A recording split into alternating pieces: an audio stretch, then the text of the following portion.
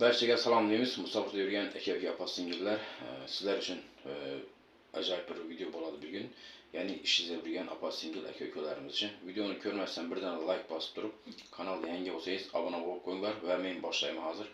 Videoni o'tkazmasdan oxirigacha ko'ringlar, to'liq ma'lumot olasizlar do'stlar.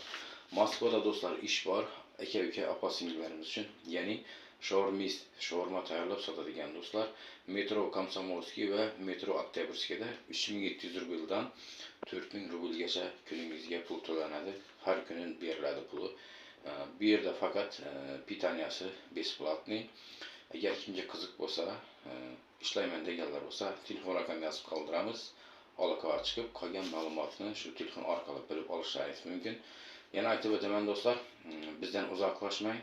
Kanalga yangi bo'lsangiz, like bosib, obuna bo'lib qo'yinglar. Qo'llanganicha ishonchli ishlarni chiqarish harakat qilamiz. Mana sezim boshlandi, stroyka ishlari ham va hokazo boshqa ishlar ham chiqyapti asta-sekin. Xayr, sog' omon bo'ling do'stlar.